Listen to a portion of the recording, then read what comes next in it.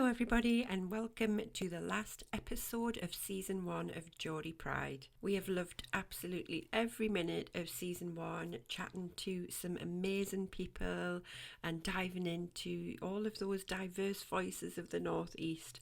But we're just getting started. We've already got some amazing people lined up for season 2 and we can't wait to speak to more of you amazing people out there. So if you're passionate about the Northeast and you've got a story to share, we want to hear from you.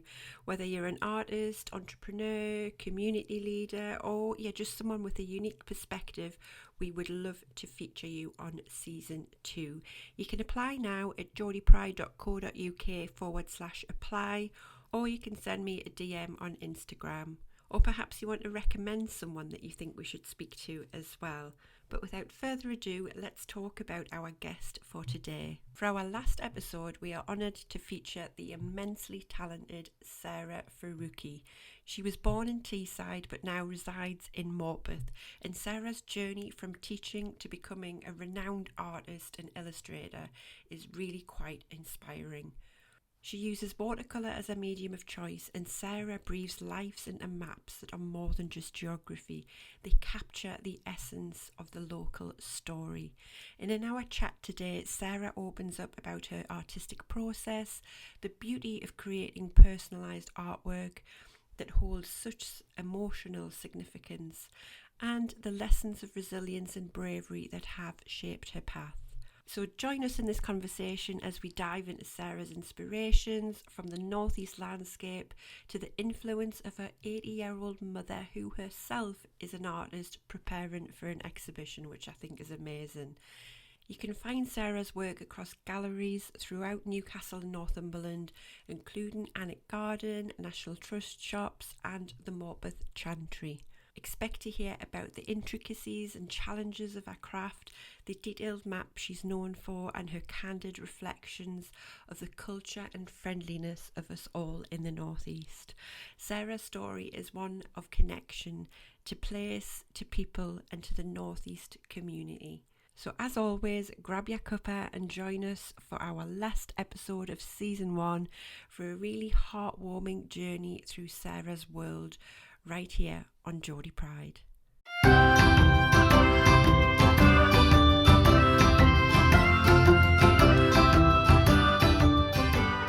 You're listening to Geordie Pride, Voices from the Northeast. I'm Hayley, and alongside my cousin Angela, we're thrilled to bring you the stories that share the heart and soul of the Northeast of England. Each episode, we'll dive into the lives of extraordinary Geordies and those who call the Northeast home, exploring their journeys and celebrating their achievements. From the town to the teas, from the arts to the sports fields, we're here to share the tales of passion, resilience, and of course, Geordie Pride. So whether you're from Whitley Bay or Washington, Gateshead or Gisborough, or you're just fascinated by the spirit of the Northeast, join us as we natter with the best the Northeast has to offer.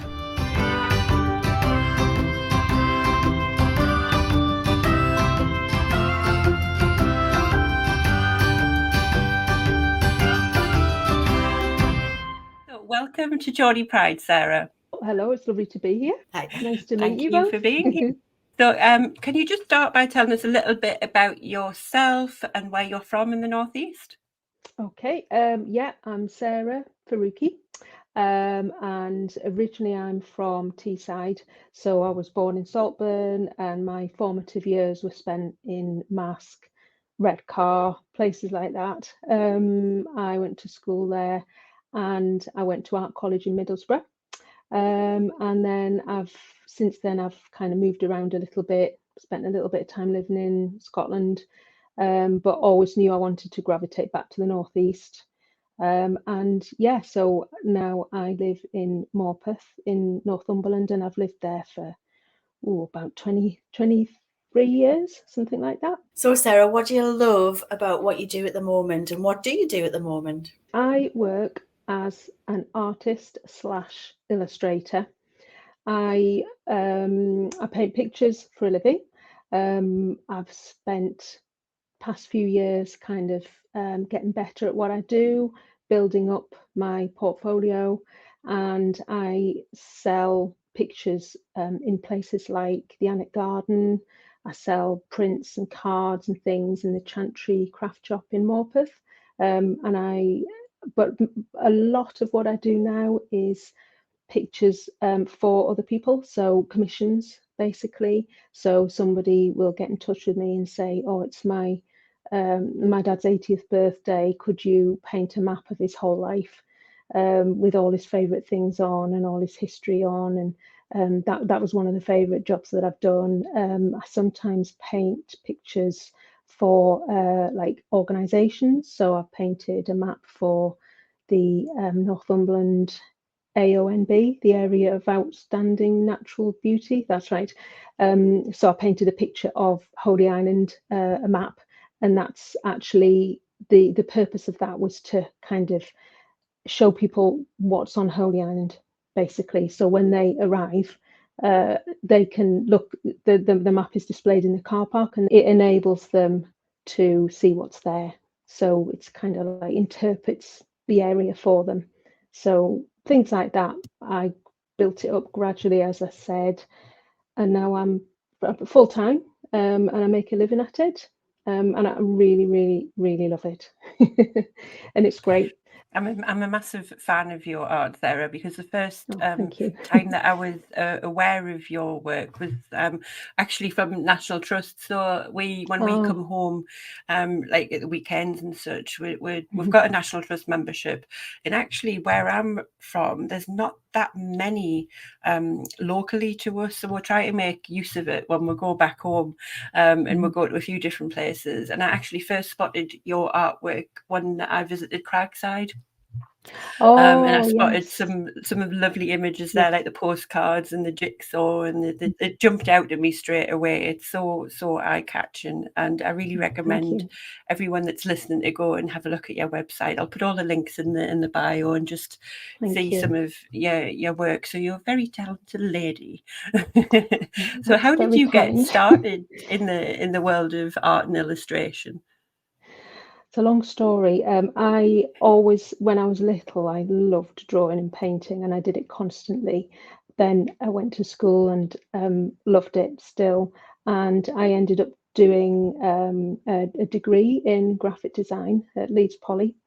And in my final year, I kind of went more towards illustration. I liked drawing. Basically, I did a little bit of book illustration, that sort of thing. And then when I finished poly, I needed some money, serious money, to pay off my debts. And I got the first jobs that I could find, really. And it was computer graphics. So it was working in a dark room on a computer, and it was making like little sort of graphics for adverts for corporate television, that sort of thing, which it was fine, but I didn't really enjoy it. So I did that in a couple of different places, and then I got to the point where it just wasn't making me happy. I knew it wasn't for me. So I thought, right, obviously the art world isn't for me. I'm not going to be able to make it. So I retrained as a primary teacher, and I did that for 3 years. And then I was fortunate in that I was able to stop work to look after my children when they were little. Or we made the decision that I was going to look after them rather than work, although it was actually much harder work. But when they got into full-time school, I reached a crossroads where I was either going to go back into teaching or I was going to try something else. And the catalyst really was when I went for a job interview as like it was kind of like a classroom assistant in a school, and I didn't get the job, and the head teacher said to me, can I give you a little bit of feedback? And I said, oh yes please. And she said, the only time you looked vaguely interested was when you were talking about that art project that you did in that school with those children. And a little light bulb went on in my head, and I thought, oh yes, actually I loved doing that. And the only problem was the children kept getting in the way and ruining the picture. And if they hadn't been there, I could have done it myself and it would have been fine and it would have been really good. So I thought, right, okay. She said, why don't you just start doing your art again and see if you can make a living that way instead, because I think that's what you should do. And I just thought, yeah, of course. Why don't I do that? So I gradually got back into it. I decided, right, this is what I'm going to do. But it took me a whole year of experimenting, trying different techniques, trying different materials, figuring out what actually is it that I want to draw and what is it that I want to paint. And I tried out lots of different things. I sent pictures of fairies to greetings card companies, and got rejected. I painted lots of different things, but when it came down to it, what's really important to me is places and the landscape and what I can see around me, and the nature that I love to go out and walk in, and the wildlife that I like to see. So it was obvious in a way that I was going to end up painting landscapes, townscapes, things like that. So I guess the natural landscape that we live in, especially up in rural Northumberland, that really kind of gives you the inspiration, I'm guessing, Sarah. Totally. Yeah. I mean, I knew I wanted to live here years and years ago, and actually living here is just, I mean, all the inspiration that I could ever need is literally on the doorstep. I mean, we've got the Northumberland coastline. It's absolutely beautiful. Don't tell anyone, but it's absolutely stunning. The beaches are, the sand is golden, and it's all windswept, and there's sand dunes everywhere and castles everywhere and lighthouses, and it's just lovely. And then you've got the cities as well. So you've got Newcastle and the large towns like Morpeth and Alnwick, which are a lot of fun to draw. I mean, Newcastle is fantastic to draw because you've got all the bridges and it's just so interesting. It's really a lot of fun. Have you got a favourite sort of piece that you liked doing, or is there have you got like a favourite sort of like landscape or medium that you like to use, or what's your sort of like take on that? What do you like doing? Well, my favourite medium is watercolour. So I love drawing and I love detail. So the way I work is I'll do a lot of very, very detailed drawing in pencil, and then I'll draw it again in ink with like a fine liner pen, and then I will do like some coloured washes over the top to kind of really make it sing. So it's a lot of drawing, a lot of detail, and then I really enjoy using watercolour because my drawings are very, very kind of neat and detailed. But the thing about watercolour is that you can't, sometimes it's unpredictable and it'll do things that you don't expect. And it kind of goes quite well. It contrasts quite well with my very kind of detailed drawings. The painting is kind of more freer, basically. And I really like the colours that you get with watercolour. They're very luminous because you use a lot of water with them. So the white paper shines through the colours, and it's very, very bright and intense. People quite often say, "Oh, are you using like coloured inks?" And I say, "No, I just use the pure watercolour, but I tend to use it quite in its purer form, and I'll build it up in layers to create different colours and different tones and things. So it's good fun. Yeah, it's very difficult to choose a favourite because quite often the one I'm working on is my favourite. But I have got a couple that stick in my mind.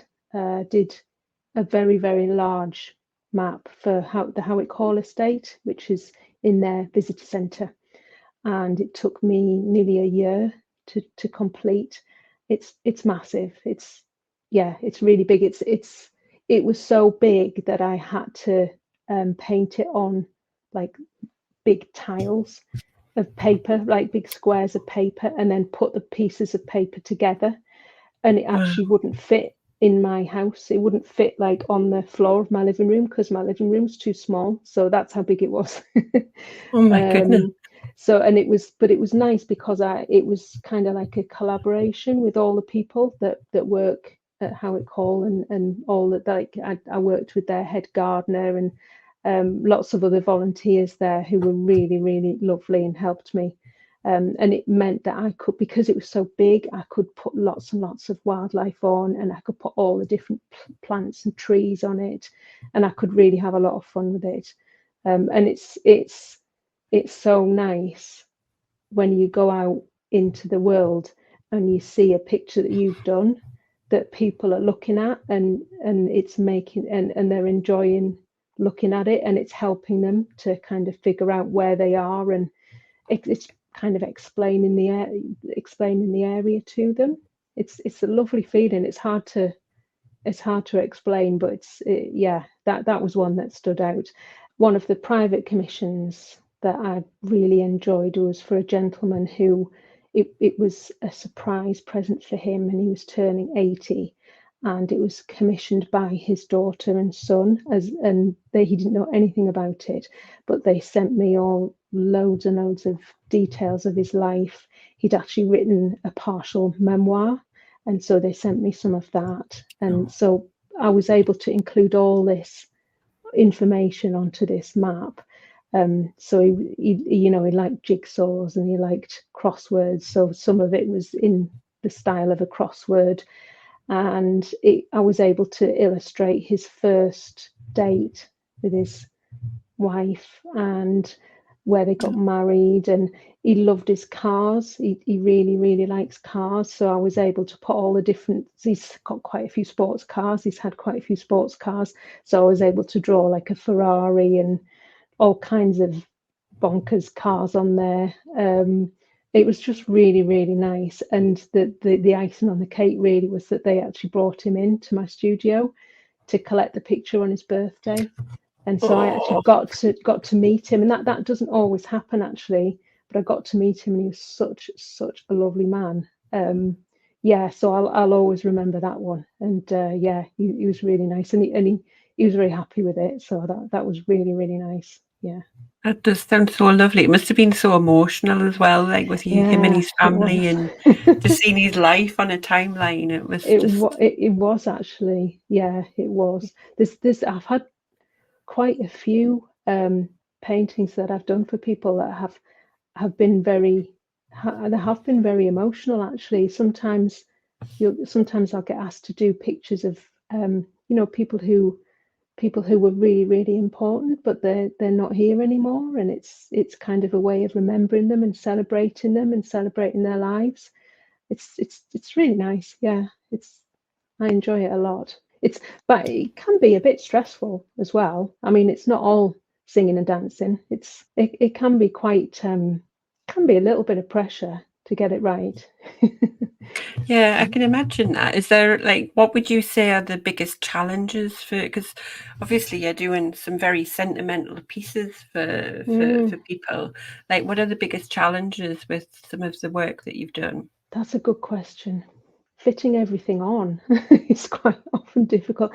There's challenges. Yeah, there's the challenge is to ask the right questions to begin with, and to be organized enough that everything that they want actually ends up on the painting.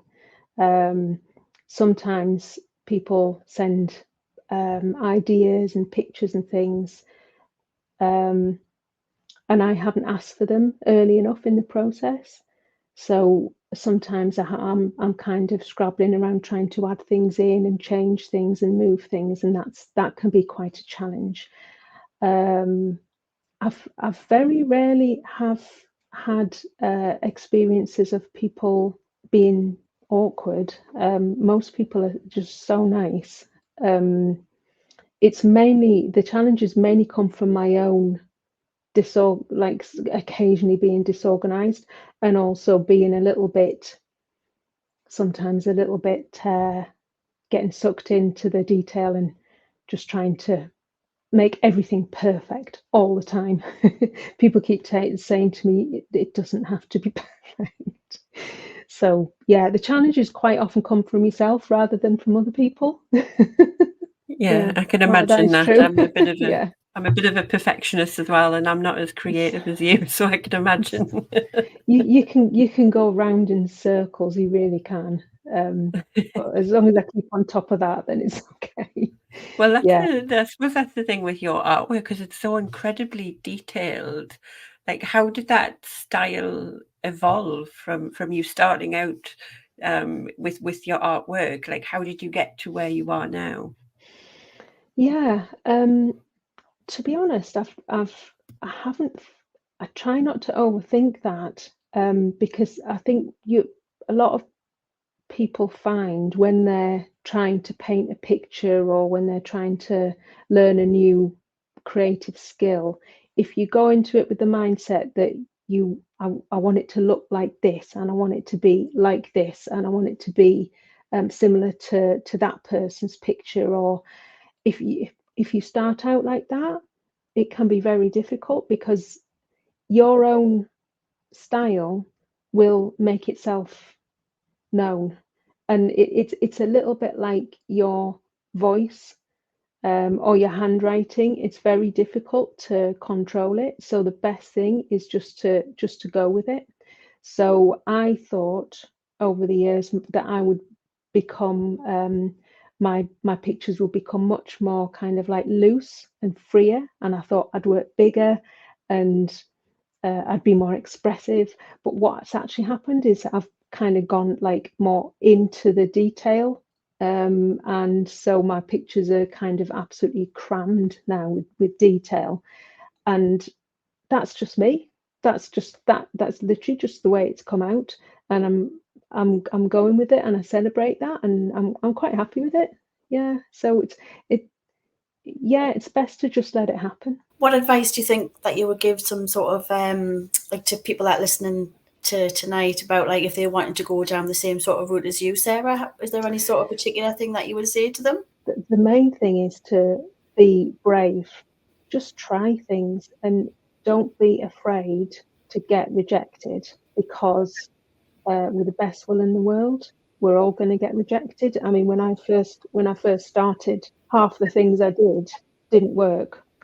Half the people I went to see either didn't want to know or didn't really like what I'd done.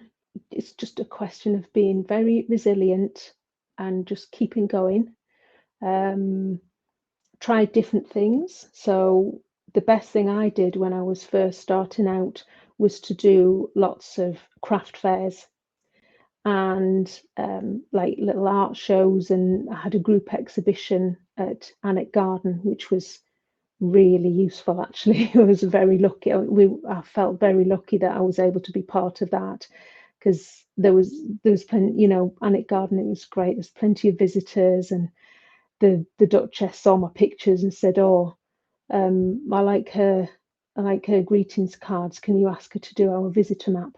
So that's how I got one of my first major visitor maps, was through that, and it was just chance because I happened to be doing this group exhibition at Alnwick Garden 12 years ago.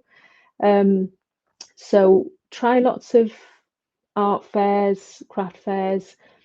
Yeah, you need to embrace all the other bits of being in business. So it's one thing enjoying painting pictures and being really, really good at it. That's, I mean, that's good. But if you want to make it into your job, you have to learn and teach yourself all about marketing, how filling in a tax return, finding people to, yeah, finding people to, who might want to sell your work. There's so much to it. You need to learn about, well, certainly from my point of view, I've had to learn about file formats, about what software I need to figure out because no one else can do it, so I have to do it. Things like that. You have to learn about social media, because nowadays it's just obvious that you would need to be on some kind of social media platforms, and that's quite a lot of hard work and quite a lot of learning goes in that you need to do. But it's all, what I would say, it's everything's doable. It just try not to feel overwhelmed, which it's easier said than done. But if you just take one little step at a time, and when you get a knockback, just get up again and try again, and eventually you'll get there. Can you actually like describe what a day in your studio would look like? Because you mentioned all those other bits and bobs that you do. Like, how much time do you actually get to do your art versus, I suppose, promoting your Yeah, art? yeah. Not as much as I would like. A good day, I will go to my studio, open the door, put on all the lights, make a cup of tea, and maybe on a really good day, I would spend maybe the first couple of hours drawing and painting. So I always have 2 or 3 different things on the go. So that's one of the nice things about having a studio is you've got a little bit of space, so you can have a pile of papers there, and you can have the sketchbooks there, and you can have your prints all around you on the wall for people to see when they come in.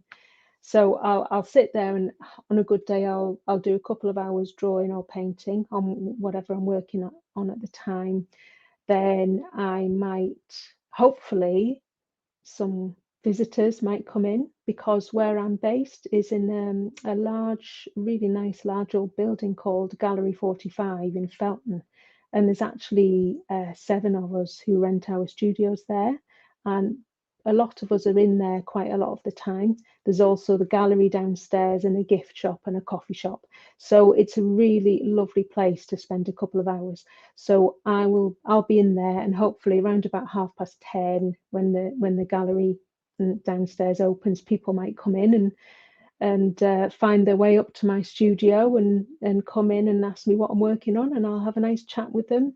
Normally, I will have to at some point do some kind of admin, so there might be 4 or 5 emails that I need to answer. Quite often, people email me and say, "Oh, how much would it cost for you to do this, and are you free to do that?" And so I'll be answering emails.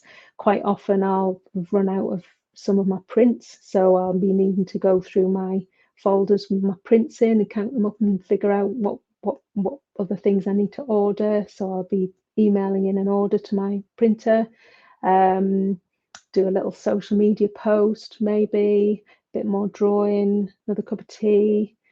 Quite a lot of time staring into space, thinking and having ideas, I love and then that. wondering what to do about that. Yeah, that does happen quite a lot. Yeah. Do you think that's where you get a lot Yeah. of your inspiration from, like those quiet moments? Yeah, I think anybody who kind of calls themselves a creative will tell you that it's very difficult to well, you'll be the same because you're creative in a different way. It's very difficult to switch your brain off, isn't it? And you're constantly having ideas. I mean, I certainly find if we have a meeting at the gallery and the studio artists are there and the gallery owners are there, I can't stop myself. Like, I just have this constant stream of ideas, and I think they feel a little bit battered by the end of it sometimes. And I think, oh God, I shouldn't really have. I laugh I because I know should have given exactly how someone you else. feel.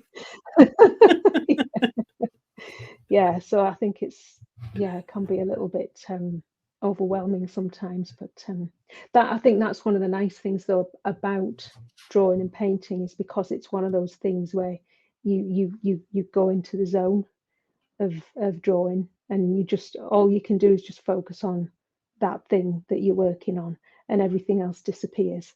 So that's really quite nice in a way. That's my most peaceful times, really, is when I'm doing that. Sounds lovely. Sounds idyllic. Well, having said Just that, agree. yeah, you wouldn't have felt like that today, because I mean, when you work as an artist or an illustrator, I'm sure I'm not alone in this. I'll get halfway through a picture and I'll get to the point where all I can see in that picture is what's wrong with it. And it's like, I've ruined this. I'm going to have to start again. And I've had a couple of days like that recently, where the thing that I've been working on, I had an idea of how it was going to go. And then I've got to the point where I put something on there, put a colour on there, and it was like, oh no, I've done that wrong, I've ruined it. And then I have a couple of days where I have to kind of come back from that and fix it and move on. So there's always, I feel like sometimes when I'm painting a picture, I actually, there's a stage where I go to battle with it, and it's that is quite stressful. Yeah, that is quite stressful. I do normally manage to come out the other side, and sometimes I think, oh, actually, it's better because of that thing that I did back there that I thought was a problem. So that's how you kind of learn in a way as well, by having things go wrong and then realize, like, finding your way around it. So yeah, it isn't like, it's not like a craft where you start and you follow a method and then you achieve a result. Doing painting a picture or doing an illustration is much more kind of, it's a bit like a puzzle. I always think of it like a puzzle, and you're figuring out what the pieces are and how they fit together and how to resolve it. That's the thing, is resolving it. And even you can get right up to the end of a piece where you've worked for hours and hours and hours and hours on it, and right at the last minute you can just do like 2 or 3 tiny little things, and it all of a sudden it works. It's funny that, but that quite often happens. It's the last finishing touches that can make it work. Yeah. I'm quite intrigued by how you start and finish or have the creative process of apps actually. How do you sort of like know what you're going to put in them, or do they give you some sort of direction, and how does that kind of evolve from the creative side to actually the finished result? I just find that really fascinating how you can do that really. Yeah, I mean, maps are really interesting because I didn't really set off. I didn't really think I was going to paint maps when I first started out. I kind of fell into it a little bit. My husband suggested, when I was trying out all these different ideas of what on earth am I going to paint and how I'm going to paint it, he said, well, you're into detail, you like drawing places, you like drawing buildings, you're quite good technically, why don't you have a go at a map of Northumberland? So that's what I did, and it worked, and it worked out quite well. So, but then, yeah, when somebody says, oh, well, yeah, I like your map of Northumberland, can you draw me a map of Northumberland, but can you put my favourite places on, but also can you make reference to Leeds, because I went to Leeds University, and can you put London on there, and also can you put like the German Christmas markets on there, and can you put my 3 dogs and my cat, but that was in a different place. And it can be overwhelming. And I did have a map. I did have a lady ask me to make her a map of like a world map, but only with certain bits of certain continents on it. And it was a little bit. I did panic a little bit, I'm not going to lie, but what I do is I'll say I'll ask the client to come up with. I give them homework basically. They have to do some work as well, which is nice.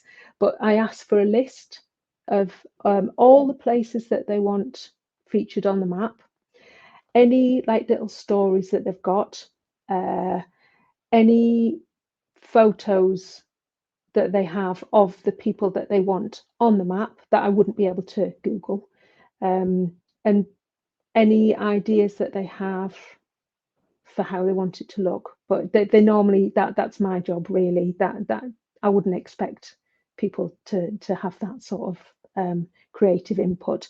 So yeah, they just provide me with a list of what they want on the map, and then what I do is I get a piece of paper and a pencil, and I get well, mainly Google Maps, and I have a look at all the places geographically that need to go on that map, and I'll kind of try and triangulate them.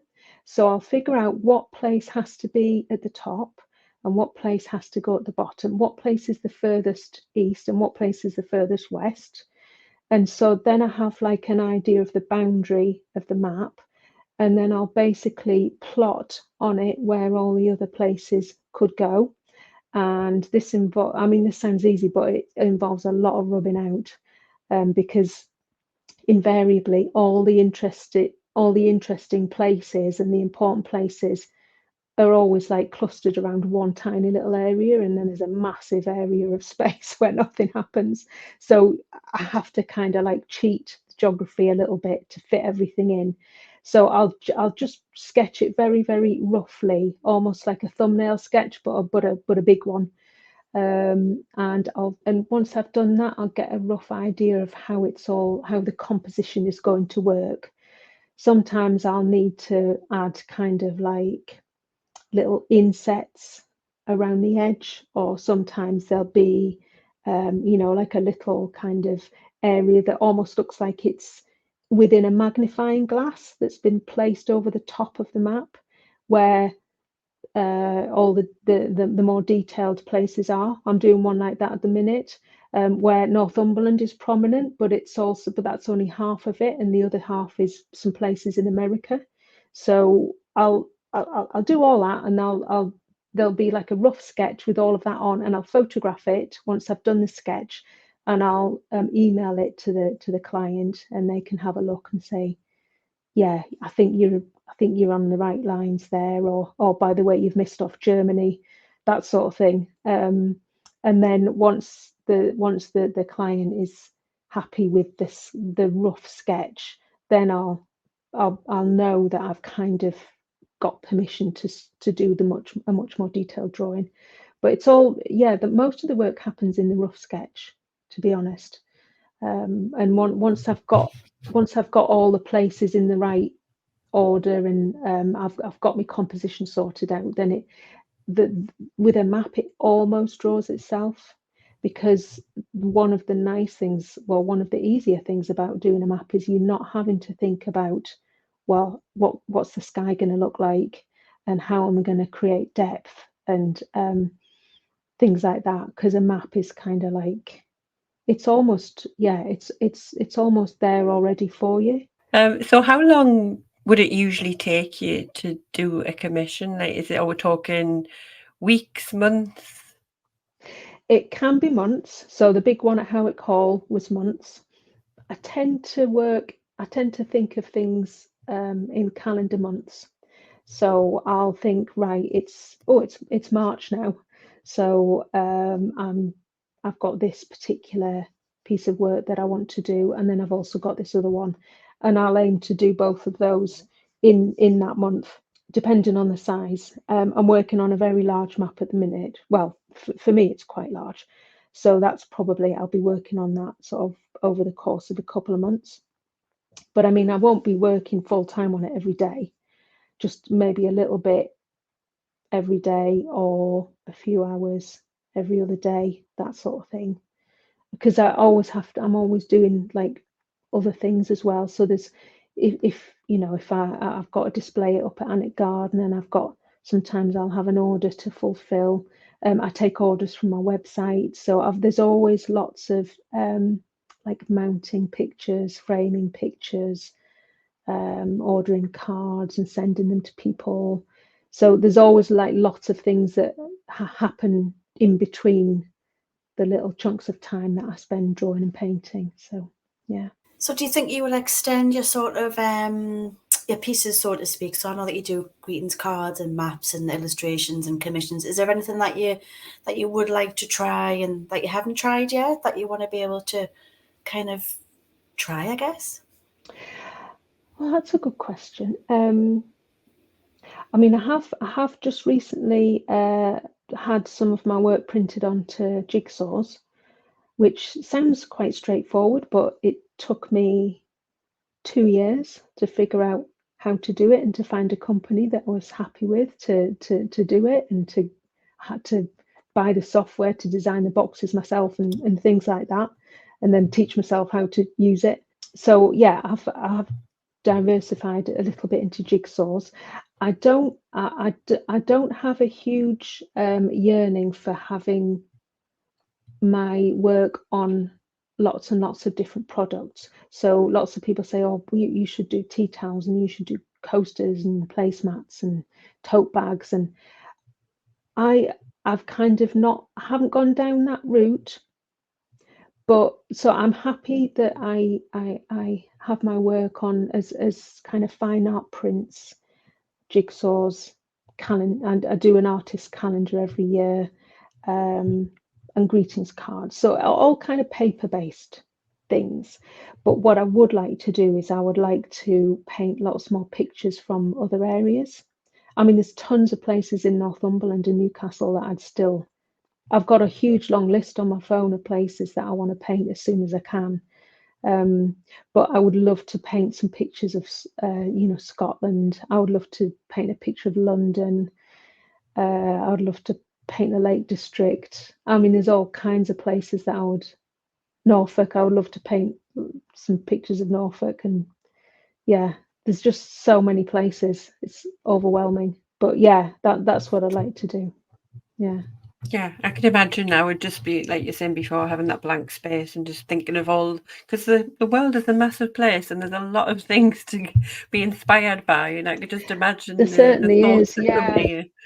I think as well, I think one of the other things that I've got kind of a little bit more interested in is painting pictures that it isn't just a map, and it isn't just a landscape. One of my favourite jobs that I had recently was an illustration that I was commissioned to do for the Lang Art Gallery for their Lindisfarne Oh yeah. Gospels 22 exhibition. And they said, can you paint a map which explains to children and young adults the history of the Lindisfarne Gospels, and all the kind of spiritual ideas around the creation of the Gospels. Can you show how Christianity started? Can you show the Synod of Whitby and the journey of St Cuthbert? And I mean, just tons of things. They gave me a massive thick document and deep. said, can you paint a map with all that on? Oh, and also, can you show how the monks use different like natural materials to create the inks? So it was like I had tons of information, and it was how to distill it all into one illustration. And do you know, I absolutely loved it, because it had the illustration that I finished up with was like it had elements of map, but it also had little like monks telling the story, and it had insets showing what all the different artistic influences on the monks at that time would have been. And it just had like loads of different things on it, but it kind of worked. And I would like to think that in the future I could do more things like that. So it would be like an illustration that shows people lots of different aspects of a subject. Yeah, so I suppose you could, maybe it's called an infographic, I'm not sure. But yeah, I like blending different styles of genre. So a map that has aspects of landscape and other things, history and all of that. Yeah, that's I love fascinating, art I like think. that the more you look, the more you see. It's like you can get lost in Yeah, it, can't you? yeah, it's nice. It's kind of like telling a story, really. A map is it's telling a story, and it's just whether that story happens to be about geography or a family, or an aspect of history, or it could be, yeah. It's very fluid, I think. So you mentioned earlier about the card that you done for the 80-year-old man, and obviously your card, if you were following your journey in your career, what was the bit where you transitioned from being a teacher and moving into art full time? How do you think that would look? It really was a crossroads. It was, do I do what people expect of me, go back into teaching, and a very good, good job. Really, I've so want to be a teacher. I am in awe of teachers. I really am, and I really wanted to do it. So it was, I had that pressure on me. I felt I should do that. But then the other side was, shall I just take a risk and do what I would really like to do and give it a go? And even though I might not be able to earn any money and it might be a disaster, shall I do that? So it was a definite crossroads, and I decided to take the risk. And I'm really pleased that I did. So it would look like a crossroads. But I think going back to when I was really, really young, when I was at junior school, I must have been really young, like 7 or 8. I had a lovely teacher called Mrs. Scott, and I don't know, she was just so nice to me. And she sort of said, "Oh, you're really good at drawing. You could have a job one day drawing pictures." And I thought, yeah, whatever. I don't really know what that is. But she really, really believed in me, and I think that was a really pivotal moment. And I remember it really clearly. You wouldn't be allowed to do this nowadays, but she took me out of school and took me to Redcar and bought me a set of watercolours. I couldn't believe it. And I've been using these watercolours. I must have been using them for about 40 years. I had to replace them in the end, the palette, because it went all rusty. But I kept it, yeah. And that was another crossroads. That was another like little kind of light bulb moment where I can trace everything that I do now back to that point and back to that teacher who was so nice. Yeah.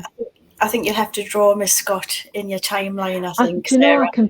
I can picture her. Yeah, she would definitely be on there. She would definitely be on there. So would my mum, because my mum, she's another massive influence on me. She's also an artist. She's self-taught, but she's, I hope she won't mind me saying this, but she's a force of nature, and she's still drawing and painting now. And she's just turned 80 herself, and she's having an exhibition in a couple of weeks' time.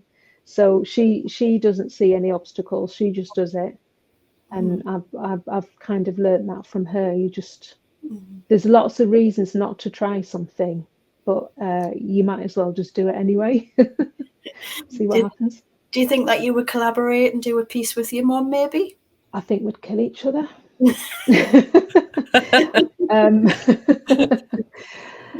I've never thought of that. I'll ask her and see what she says. Is her genre the sort of similar to yours, or is it totally different? Or? It's funny because there's a lot of similarities between us. Yes, her style is very illustrative as well. So she loves painting trees and natural forms, but they're kind of almost fairy tale. There's a fairy tale quality to them sometimes, and she loves really bright colours and big bold curves, and she quite often puts an owl in her pictures.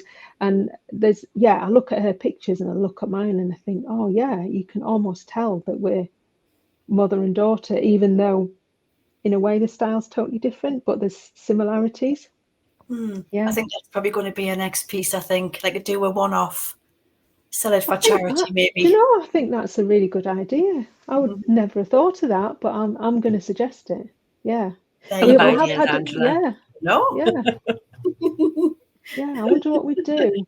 We say you've got a creative juices flowing now. I know, honestly, it's all flowing tonight. I want to get my pens and pencils out and start drawing. Good.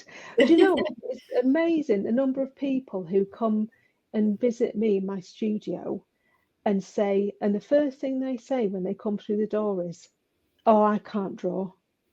I can't do art. Oh, I could paint pictures." And like 90% of people say that, and it's such a shame because I think everybody can. You know, Where one of do you my think favorite. that belief comes from, Sarah? Is it like something from Oh, school, do you think? Like, a lot of people have said to me, "Oh, yeah, my teacher told me I couldn't draw," or "My teacher begged me not to take art," or my mum said I wasn't any good. And it, I suppose it's easy to be demoralized when you're too young to be able to realize that that's just one person's opinion. But I think there's something about drawing and painting and being creative that feels more personal. So if you draw a picture and somebody slags it off, it hurts more than if you, I don't know, did some sums and somebody marked them wrong. Because when you're painting and drawing, it's like an extension of your personality. It's like you're putting yourself out there a little bit, and so it's very you do feel very sensitive about that, and it is very easy to have your feelings hurt. I understand that, but if people could get over that, they could probably have a lot of fun doing it. I mean, one of my favourite artists is a gentleman called Alfred Wallace, and I don't think he started painting until he was in his 70s, and he didn't even have any art materials, and he certainly didn't have any formal training, but I think he'd been he painted boats and things down in Cornwall at St Ives, and he then subsequently became known as one of the St Ives painters. I hope I'm getting my facts right here. I'm not very good on history, but he basically he had no preconceptions. All he wanted to do was to paint what he saw and what his life had been about and what he was interested in. So he painted really kind of naive pictures of boats and ships and quaysides and the little houses, and he didn't know anything about, he didn't care about perspective, he didn't care about getting it wrong. He just wanted to express what he was about. And now his paintings are they're stunning, they're absolutely beautiful, and people love them. Obviously he's not around anymore, but they're worth quite a lot of money, and he's had books written about him. But he, as I say, he didn't start till he was in his 70s, and he wasn't bothered by any of that. He just did it, and I think a lot of people could benefit from knowing that that's okay to be like that. yeah, I love that. I'm a big believer of just getting out there and doing it, and like I think Yeah, similar to you, like you can reach a point in your life where you're like, do you know what? I'm just going to give this a go. No matter yeah, what age you are, just go out yeah, and just try it and see what comes of it. And life's definitely. an adventure at the end of the day, isn't it? It is, and yeah, definitely. Good. Thank you, Sarah. So I think to finish off, are you Mhm. willing to do a quick fire round with myself and Angela? Yeah, go on then. You're like, I'll not so try. sure. It might not be so They're not too quick. bad. Right, the number one thing you love about living in the Northeast? It's just a really, really nice, friendly place where, for some reason, people seem to have more time for each other, and it's just chilled out. It's just when people come and talk to me, they always say, "Oh, it's so nice coming here because everybody's got like time to talk and time to chat, and it's not like that in other places." And I've experienced that as well. So it's just, yeah, probably the people are probably one of the best things about it. Yeah, Yeah, I agree. I Yeah. like that as well. It's yeah, probably the biggest thing when I come home yeah, is just that feeling of white space and that feeling of calm. It's yeah. definitely a big one, big one. So next one, you may have already answered this actually, but who is your favourite artist? Oh, I'll think of about 6 different people as soon as we finish this recording. I mean, I could say my mom. because Oh, she inspired me so much, and she still does, because she literally never stops creating, and she doesn't have any preconceived ideas. She's just, I want to paint this, I feel like doing this today, I'm going to do it. And also I think she's really talented. Oh, bless her. love that. And she's also always very supportive of me, and she's always, I know she's proud of me, and I'm It's really important. proud of her as well. Yeah, Mm-hmm. yeah, Biggest she just cheerleader. keeps going. Yeah, yeah. Your mum should always be your biggest cheerleader. She'll have to be, won't she? Has to be. She's my mum. Yeah, it's the rules. Yeah. Oh, this is a good question, Sarah. Your top spot to visit in the Northeast? I probably shouldn't say this because it's already getting really, really quite busy, but I absolutely love Holy Island. I just Mm. love it. And it's one of my dreams would be to just somehow get stranded on there and not be able to get off, and nobody else can get on, and just to walk along the North Shore as the sun goes down. And And not get stuck. yeah, just yeah, I wouldn't try and wade back to the mainland, no. But yeah, Holy Island, it's just there's something about it that's very, just when you drive across the causeway, and you can just, I don't know what it is, you can just feel this, I don't know, like a sense of spirituality or something descends upon you, and you feel like a different person when you're there. It's just lovely. And when you're on that causeway, quite often you can hear this like really weird wailing sound. It sounds like ghosts, and it's actually the seals that are kind of probably half a mile away, or probably even further out on the dunes. And it's just, yeah, it's just a magical place. Absolutely love it. Yeah. Oh, love that. I've not Don't been tell in anyone though. years. No, fingers. We'll keep our Yeah, fingers over our lips. yeah, Shh, yeah. don't tell anyone. My next one is: what is your favourite local food? Fish and chips from sea houses. So Ooh, what we do is, when we want a treat, we go to see how well we'll obviously we'll have a day out along the coast and walk miles and all of that, and then we'll go to sea houses. I won't say which fish and chip shop we go to because that wouldn't be fair, but we get fish and chips, and we drive to just a little bit further up the coast to a place called Stag Rock, or Stag Rocks, Bamborough, Bamborough Beach, basically, and we'll sit. There's a special little spot where we'll sit and eat our fish and chips and look out at Stag Rocks, and that little, that little lighthouse yes, on Bamborough yeah. Beach, where it looks like it's got a smiley face. It's tiny. It's really cute. And there's the white stag on the rocks. So yeah, sit there and eat fish and chips. Oh, that sounds like Perfect. heaven. And Oh, the best fish lovely. and chips ever. I think I know which one you mean. Last question, Sarah. And finally, what does Geordie Pride mean to you in 3 words? Keeping it real. So down to earth, no bullshit, Mm-hmm.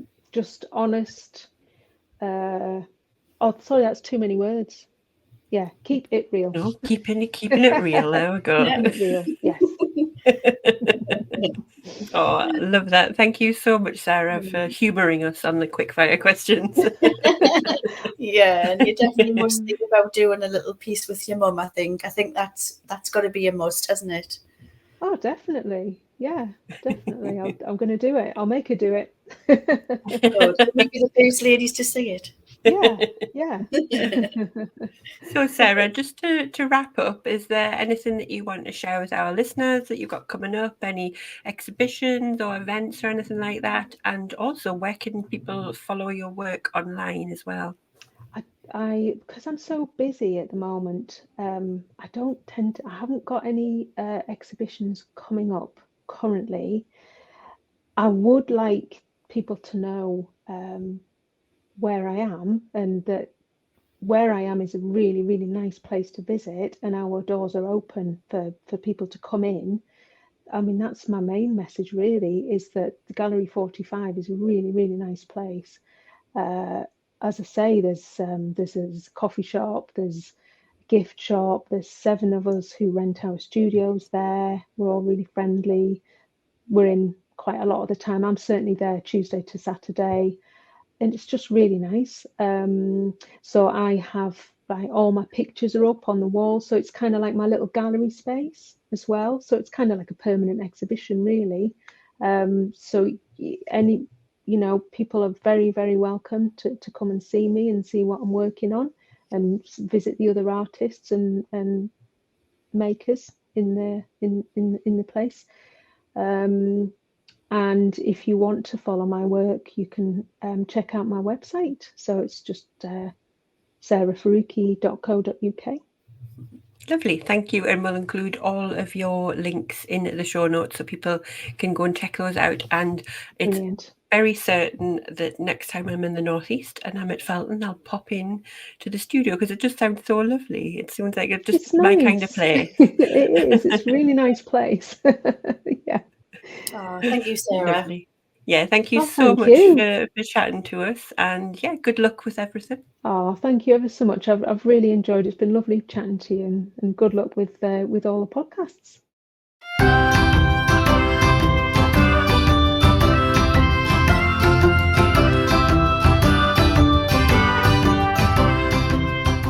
Thanks so much for listening. If you've enjoyed this episode and you'd like to help support Geordie Pride further, then don't forget to subscribe, share it with others, post about it on social media, or leave a rating and review. To catch all the latest from us, you can follow us on Instagram @Geordie Pride. Until next time, keep that Geordie Pride shining bright.